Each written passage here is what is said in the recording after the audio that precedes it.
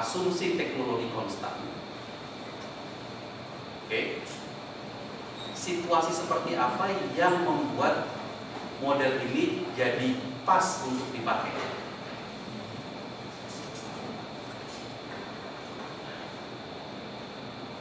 Sekarang saya tanya, kapan sih teknologi itu konstan? Dalam situasi apa teknologi itu konstan? Dalam situasi jangka pendek. Dalam jangka pendek teknologi enggak. Dalam jangka pendek teknologi relatif konstan. Matriks A itu enggak berubah, jomplang naik turun, ya kan? Proporsi ini dalam jangka pendek harusnya relatif konstan. Nah sekarang pertanyaannya, jangka pendek itu berapa hari? Berapa jam? Berapa tahun? Bukan. Jangka pendek bukan konsep jam, hari, bulan, atau tahun. Jangka pendek nggak banyak yang berubah. Ya, malah kalau di mikro hanya satu faktor yang berubah. Nah, sekarang kalau Anda masih mau paksa juga, jangka pendek jadi gimana? Sekarang kalau saya tanya, teknologi untuk memproduksi padi itu, ya, contoh satu kolom padi, teknologi untuk memproduksi padi itu berubah tiap bulan nggak? Sampai pasti nggak. Berubah tiap tahun nggak? Akhirnya nggak juga kalau tiap tahun. Teknologi untuk memproduksi pesawat berubah tiap tahun nggak? Kayaknya sih enggak. Ya tiap 5 tahun sekali ada jenis pesawat baru, teknologi mungkin berubah. Nah ini jadi sangat tergantung relatif kepada jenis barang dan jasa. Karena itu untuk tabel input output Indonesia, Badan Pusat Statistik itu mengeluarkannya tiap 5 tahun sekali. Apakah itu berarti bahwa 5 tahun itu teknologi nggak berubah sama sekali? Bukan itu juga artinya. Tetapi dalam jangka waktu 5 tahun, perekonomian itu punya karakteristik yang kurang lebih masih relatif sama. Sehingga tabel struktur ekonomi matriks teknologi dari yang 5 tahun yang lalu kurang lebih harusnya masih bisa digunakan. Masih bisa digunakan untuk menggambarkan kegiatan ekonomi pada saat ini, atau masih bisa digunakan untuk menjadi dasar dari analisis dampak ekonomi. Oke, jadi itu maksudnya dari tabel Ada lagi yang mau tanya dari yang minggu lalu?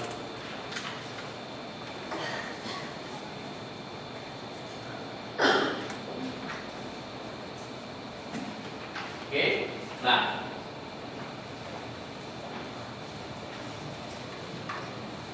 minggu lalu ini juga udah saya tunjukkan, tapi saya ingat menunjukkannya ini udah di akhir sekali, udah lewat jam 9. Jadi saya ulang. Jadi kalau kemudian di tahun awal kita punya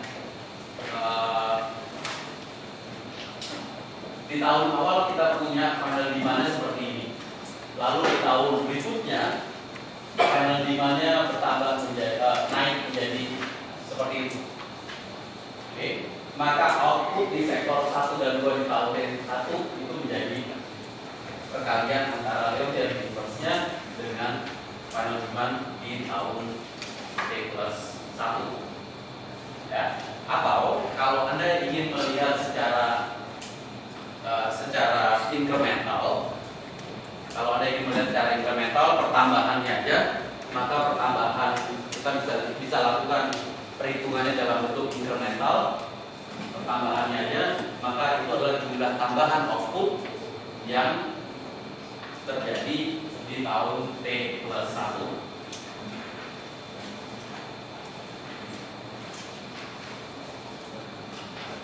Nah, sekarang sebelumnya ya, kalau kita lihat ini ya, pertambahannya delta Y T+1 itu adalah sektor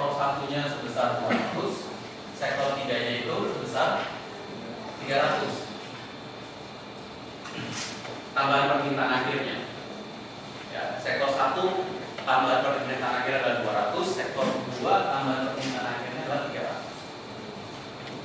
Oke.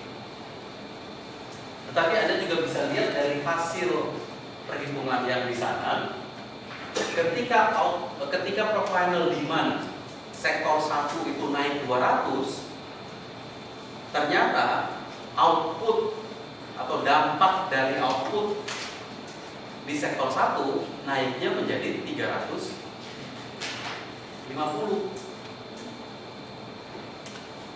Aneh nggak nih?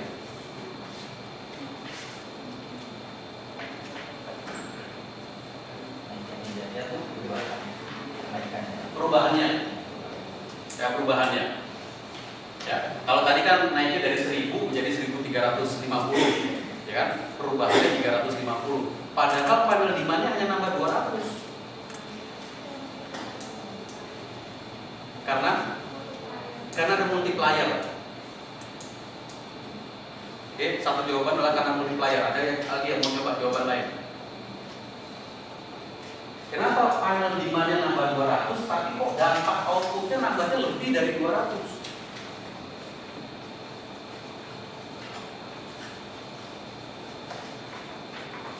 Yang multiplier itu gimana ceritanya?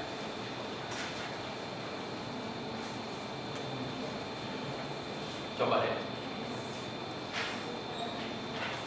Ya itu matematiknya, ininya, dongengnya gimana? Final demand-nya kan nambah 200. Ya. Final demand itu nambah 200. Anda bayangkan final demand itu naik gara-gara government expenditure-nya itu naik. APBN-nya itu tiba-tiba naik. APBN-nya naik 200. Nah, terus ternyata output di perekonomian nambahnya sebesar 350. Apa yang terjadi?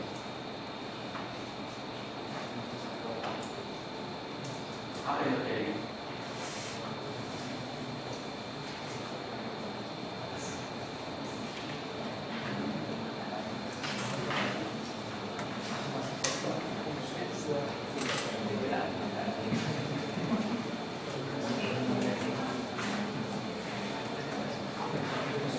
Gimana ceritanya?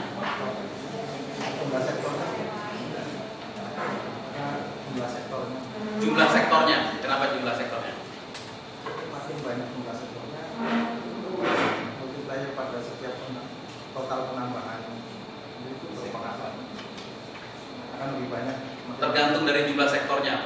Jadi kalau perekonomian itu dibagi dalam 175 sektor, lebih besar. Kalau perekonomian dibagi dalam 3 sektor, lebih kecil. Kan perekonomiannya itu juga, tapi kenapa dia jadi lebih kecil? Ya kalau dibagi 3 sektor dibanding 175 sektor. Nah, kenapa? Tapi kan perekonomiannya itu juga gitu. Tinggal masalah mengklasifikasikannya aja. Yang satu kegiatan ekonominya sama nggak? Sama. Tapi kegiatan ekonomi ini yang satu diklasifikasikan dalam 3 sektor, yang satu diklasifikasikan dalam 175 sektor. Terus Anda kasih tambahan final demand dalam bentuk kenaikan APBN. Sama, di sini 200, di sini 200. Itu nanti dampaknya kira-kira akan sama atau beda secara konseptual? Ya sama, perekonomiannya segitu juga. Kenapa ini? Apa yang terjadi di perekonomian ini? Sensitivitas. Respon dari perusahaan terhadap peningkatan permintaan itu lebih besar. Jika misalnya permintaannya dalam kasus ini 1, mungkin perusahaan menyiapkan barangnya 2. Karena kalau misalkan ada tambahan permintaan 1, sebenarnya di produksi itu bisa jadi lebih dari 1, gitu ya. Bisa 2, jaga-jaga.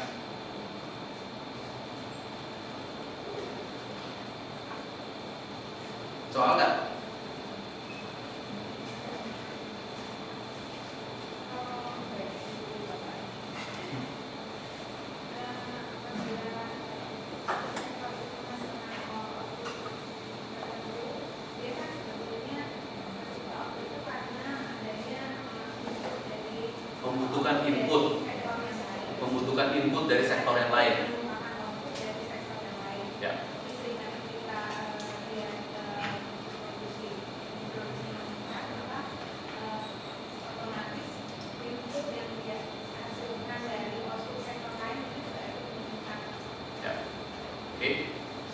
video button.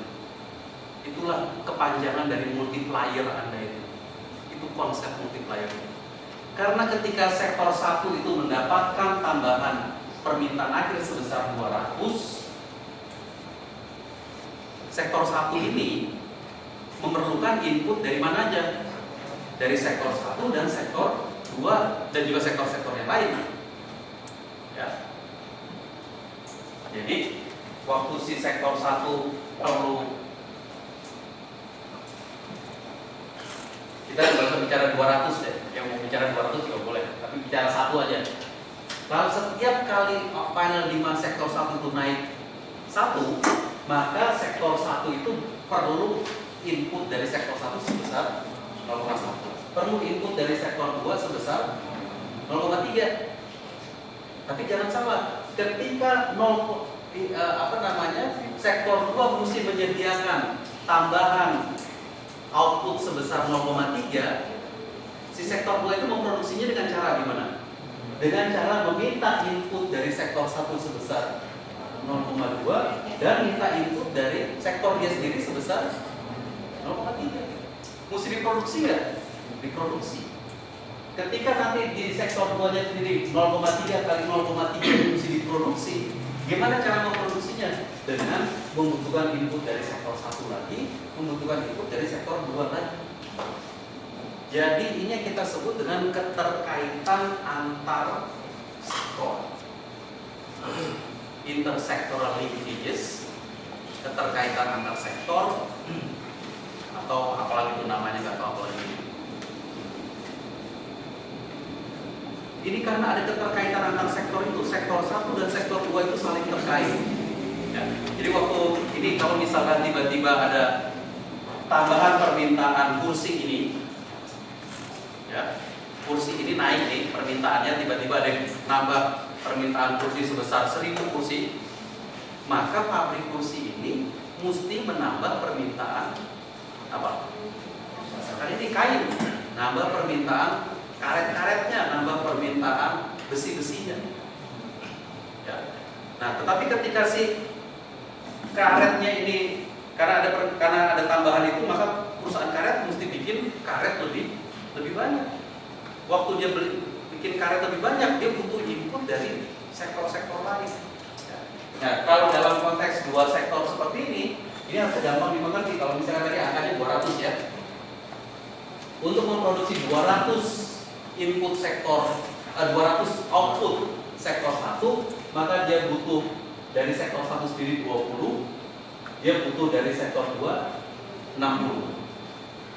Itu kan ekstra ya kan? On top dari yang 200, 20 diproduksi lagi oleh si sektor 1. Ketika memproduksi 20 dari sektor 1, dia butuh 20 kali 0,1 lagi dari sektor 1. Dari 200 butuh 20 tambah 2 tambah 0,2 tambah 0,02 terus begitu. Benar ya? Tapi bukan hanya itu yang diperlukan oleh sektor 1, tetapi juga dari input dari 2 ini. Kalau tadi ini nambah 200, berarti ini nambah 60. 60 ini butuh input nggak? Butuh input. Sebagian inputnya berasal dari sektor 1 lagi. Oke? Jadi proses yang saling berkait antar sektor itu kita sebut dengan keterkaitan antar sektor, dan itulah akhirnya yang menjadi penyebab final demand-nya naik 200, tetapi dampak akhirnya jauh lebih besar dibandingkan 200, berputar dia. Itulah makna dari multiplier Anda. Ya, makna dari multiplier. Nah, sektor 2 juga seperti itu. Final demand-nya naik 300, tetapi dampak akhir di perekonomiannya ternyata sektor 2 naik sebesar 578. Karena proses apa? Karena proses keterkaitan antar sektor. Nah, gimana kita mengilustrasikan keterkaitan antar sektor ini? Satu cara yang paling ringkas adalah kalau kita bilang bahwa kita lihat deh, yang kenaikan 200 dan 300 tadi itu setiap rondenya itu gimana sih? Ya. Cara lihatnya gini. Jadi ini kan tambahan output yang tercipta karena proses produksi. Ya. Tambahan output itu terproduksi karena apa? Karena ada tambahan final demand. Jadi di pertama kita langsung punya final demand ekstra 200 dan 300. Yang ekstra pertama itu kita sebut dengan efek langsung. Ya, jadi ibaratnya begitu final demand itu naik 200, maka 200 harus langsung diproduksi. Nah, tapi ketika mau memproduksi 200 dengan yang 300 itu membutuhkan input nggak? Butuh input. Berapa besar inputnya? Inputnya ditentukan dengan matriks koefisien teknologi ini. Ya kan? Jadi input yang diperlukan adalah 0,1 kali 200 tambah 0,2 kali 300. Benar ya? Ya. Jadi sektor 1 supaya memproduksi 200 dan 300 di atas ini, maka tambahan output yang harus tercipta adalah 80 dan 150. Oke. Jadi 80 150 masuk nambah. Benar ya? Nah, tapi 80 dan 150 ini kan jadi semacam kayak tambahan output yang mesti diproduksi oleh perekonomian. Benar ya? Diproduksi lagi tuh. Mesti diproduksi nggak? Harus diproduksi. Cara memproduksi gimana? Butuh input dari tempat lain. Berapa input yang diperlukan? Ini matriks teknologinya dikalikan dengan 80 dan 150. Tambah sekitar. Ini mesti diproduksi nggak tambahan ini? Mesti diproduksi lagi. Gimana cara memproduksinya? Kalikan dengan matriks koefisien inputnya, dapat segitu. Kalau saya terus lakukan, ya, ini ibaratnya ada banyak ini multiplier itu sebenarnya. Ya, ini berputar terus itu, ya, berputar dan lihat bahwa tambahan outputnya itu makin lama makin kecil, ya, makin lama makin kecil. Tetapi kalau saya jumlahkan aja, berapa step itu ya? 6 ya. Coba kita jumlahkan 6 step yang pertama. Tambahan output karena 6 step yang paling awal. Ya. Di sektor 1 aja, 200 tambah 80, 38, 18,2, 8,4 sama 3,9. Ini 6 putaran yang pertama. Berapa nih totalnya? 6, 5, 1, 9, 11, 25, 28, 400. 9, 13, 25, 28, 1002, 10, 4, 348. 6 putaran pertama itu sudah menghasilkan total output sebesar 348. Ya. Kalau pakai rumus kita, ternyata katanya 350,87. Nah, Anda boleh percaya nih. Sekarang Anda percaya aja dulu saya. Bahwa kan kalau saya terusin, ya, kalau saya terusin, jadi kan lama-lama ngecil sampai jadi 0, maka totalnya pasti 350,8. Sektor 2 juga seperti itu. Ya, kalau perekonomian kemudian Anda bagi dalam 175 sektor, logikanya sama. Ya, logikanya sama. Ya, jadi Anda bagi perekonomian dalam 175 sektor, kemudian ada permintaan akhir, tambahan permintaan akhir di sektor 57, maka sektor 57 itu ketika dia mendapatkan tambahan permintaan akhir, maka harus diproduksi. Dalam rangka memproduksi tambahan permintaan akhir itu, dia membutuhkan input dari sektor 1 sampai dengan sektor 175. Ketika setiap sektor itu harus memproduksi, maka setiap sektor itu membutuhkan input dari tempat lain dan seterusnya. Itu cerita multiplier itu. Ya. Nah, sekarang saya bisa buktikan secara matematis. Pertanyaan berikutnya adalah gimana cara melakukan pembuktiannya. Ya. Round by round effect itu saya lakukan terus menerus, maka round by round effect itu bisa dinyatakan dalam bentuk Leontief inverse menggunakan Leontief inverse. Pembuktiannya ada di yang ini dari buku. Ya.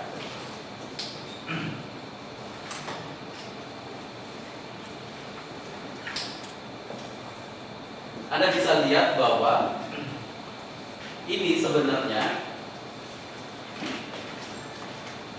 yang ini ya, 80 sama 150 yang ini adalah A kali panggal 5. Benar kan ya? Jadi ini kan A kali panggal 5.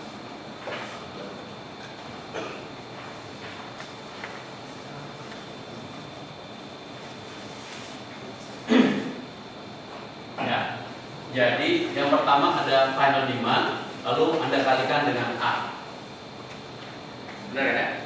Yang 80 dapat ini 80 150. Yang di bawahnya itu sebenarnya sama dengan A kali final 5, yaitu 80 50-nya dikalikan apa? Kalikan A lagi. Benar kan? Ya kan? Yang bawahnya adalah final 5 kali A dikali A lagi. Apa tuh lagu yang A lagi, B lagi, C lagi? Ya, ini terus, benar kan ya? Terus, oke. Jadi notasikan sekarang, ikutin itu aja. AA sama dengan A kuadrat dan seterusnya. Maka Anda bisa dapatkan persamaan 219 itu tadi, bahwa delta X tambahan X itu adalah A0 kali delta Y, benar ya, kali delta Paneliman. Ini kan sebenarnya delta Paneliman ya? Salah tadi. Delta Paneliman, delta Paneliman, delta Paneliman, benar kan? Ya, kalau A pangkat 0 berarti dia identitas sama-sama angka. Kalau kita angkat 0 berarti dia 1. Ya. Jadi A pangkat 0 kali delta Y tambah A pangkat 1 kali delta Y tambah A pangkat 2 kali delta Y dan seterusnya sampai dengan N-nya tak terhingga. Ya. Terus kemudian dibikin jejeran ini. Karena semuanya delta Y kan. Tinggal difaktorkan keluar aja. Ya. Lalu ambil lihat sisi kanannya, saya kalikan dengan I minus A. Kalau saya kalikan dengan I minus A di sebelah kanannya ini, ya, manipulasi sederhana aja, maka Anda akan ketemu jejeran yang seperti ini. Itu cuma masalah bongkar bongkar kurung aja. Ya, dan Anda akan ketemu I minus A maka N plus 1 kali delta Y sama delta Y. Ya. Kalau N-nya itu menuju tak terhingga besar sekali, maka N plus 1 itu basically udah besar sekali. Ya. Jadi, masalahnya A pangkat angka yang sangat besar sekali itu praktis 0. Ya kan? A pangkat 1. A-nya sendiri itu angkanya 0,0. Elemen di dalam A ada nggak yang angkanya di atas 1? Nggak bisa. Kenapa? Karena A adalah proporsi antara Z dengan total input. Kalau proporsi pasti angkanya 0, sekian dikalikan pangkat yang tinggi sekali praktis hilang, ya. Sehingga kita bilang berarti matriks A pangkat N plus 1 akan mendekati matriks 0. Karena itu jejeran ini dikalikan ini pasti sama dengan delta Y. Oke, maka satu-satunya kemungkinan bahwa persamaan ini benar adalah kalau I plus A1 plus A2 plus A3 plus A4 plus sampai dengan seterusnya plus A pangkat N itu sama dengan I minus A inverse. Oke, satu-satunya matriks yang bisa membuat statement ini benar adalah kalau yang di atas dalam kurung yang di depan ini adalah Leontief inverse. Ya, ini kata lainnya, kalau Anda lakukan itu terus-menerus, maka akan bisa kita dekati sebenarnya hanya dengan melihat I minus A inverse. Oke, jadi I minus A inverse itu tadi saya tunjukkan 6 putaran pertama 3, 4, 8. Anda lakukan terus menerus, maka jadinya nanti 3, 5, 0. Ya.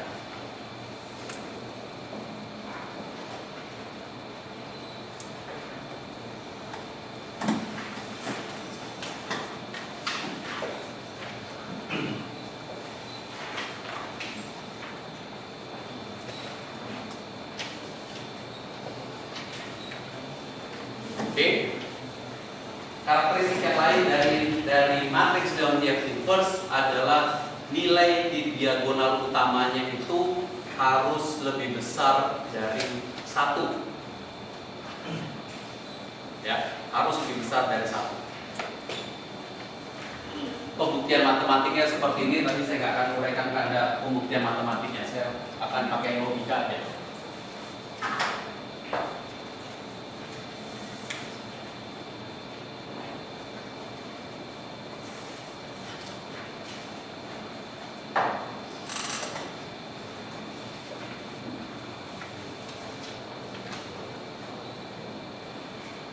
Angka di diagonal utama dari matriks Leontief inverse harus lebih besar dari 1 karena 1 itu adalah untuk menghandle efek langsungnya.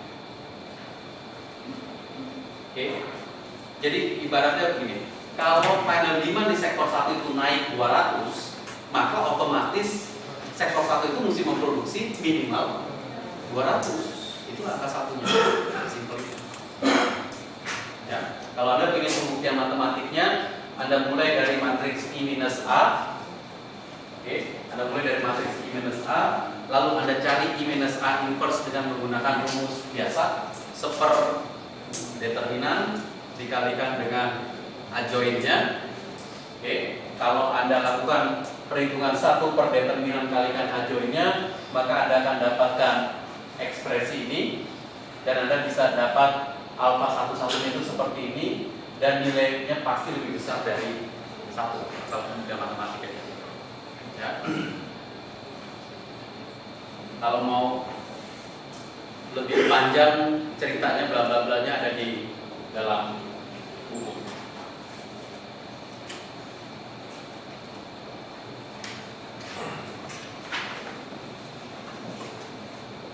Karakteristik lainnya, ya, dari input output. Ini sebenarnya persis seperti ini adalah aplikasi dari linear programming Anda sebenarnya. Ya, ini sebenarnya solusi dari satu set permasalahan linear, ya, yang Anda pelajari di linear programming. Ya. Kalau kita lihat solusinya secara grafis, ya, dalam model 2 sektor. Sistem persamaannya kan seperti benar ya, itu tadi seperti yang kita tulis 1 minus A11 X1 plus minus ya minus A12 X2 lalu minus A21 X1 plus 1 minus A22 X2 sama dengan Y1 sama dengan Y2.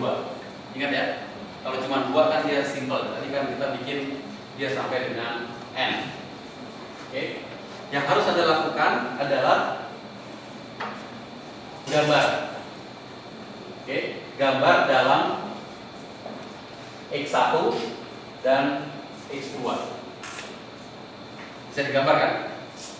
Bisa digambar tuh. Ya. Jadi digambar dalam X1 dan X2. Oke, udah dapat linear programming, harusnya udah bisa gambar begini, ya. Nah, gambarnya itu, ya, harusnya solusinya nanti apa? Besarnya apa? Solusi yang kita bilang solusi itu besarnya apa? Solusi yang kita cari itu apa sih?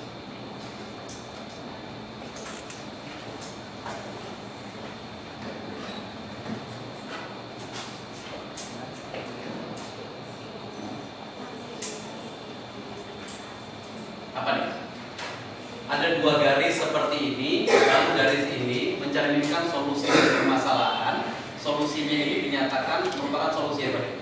Besarnya apa? Besarnya apa nih ya? Kita cari. Besarnya X1 dan besarnya X2 yang memenuhi kedua persamaan ini, ya kan? Persamaannya ini harusnya berasal dari dua garis ini, kan dua garis nih. Ya. Jadi kalau sekarang kita punya 175 sektor, kita bicara apa jadinya? Kita bicara mengenai ini dua ya, 3 dulu deh. Kalau sekarang saya punya 3 sektor, berarti sebenarnya kita bicara apa? Gambarnya kayak apa kira-kira?